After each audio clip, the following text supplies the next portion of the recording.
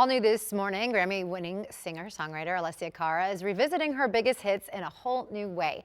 Her latest album, Love or Lack Thereof, reimagines her songs with jazz and soul influences and features collaborations with Norah Jones and Nelly Furtado.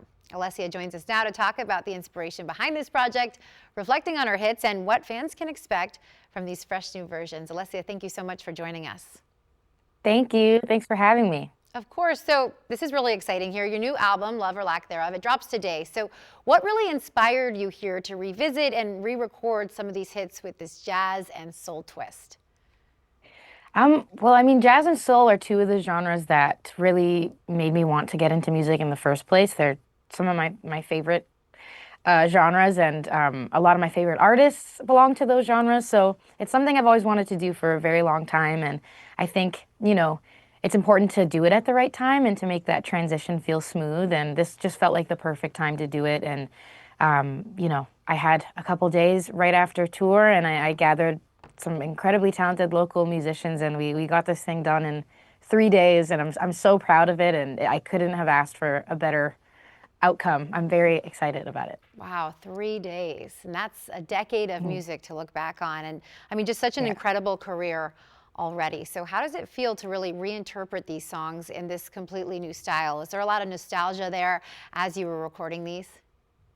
Oh yeah. Oh my gosh, for sure, for sure. It takes you back to the moments that, you wrote those songs, and it's really interesting to sing some of those lyrics from the place that I'm in now. I feel like they develop a new meaning, They're much more abstract, and yeah, it was very interesting to kind of take that journey of the last 10 years within 3 days, just revisiting basically my whole life.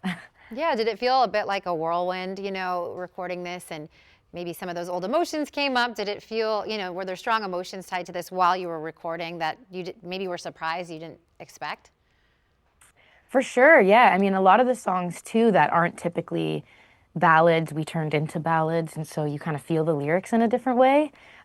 So they did develop like new meanings to me, and I did feel a lot when I was singing them. It kind of surprised me. I didn't expect to connect with them, because it's been so many years and you're kind of far removed from certain situations that have happened to you. But when you put them in a new light and you dress them up differently, they can maybe mean something different.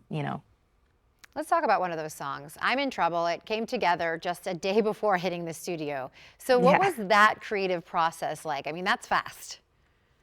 That's, yeah, very fast. For me, honestly, I feel like the best songs in my experience come from that type of setting, just kind of happening out of nowhere. They feel like they kind of existed already. They just sort of fall into your lap. And that's how this song came together. It didn't feel cerebral. It just felt like a gut instinct, and it felt super natural. So I always feel like I always get the best results when that happens, when I'm not thinking too much and I'm sort of just thinking with my gut and with my instincts. So yeah, I'm super proud of that song. I love it, and it just feels super free and fun. And I think that's because I wasn't thinking too much. I was just trying to make something cool that I thought was good. And yeah, I'm really glad with how it turned out. Yeah, they always say women should trust their intuition, their gut. Yeah. It sounds like it's going to be an absolutely amazing album. Congratulations, and thank you so much for joining us.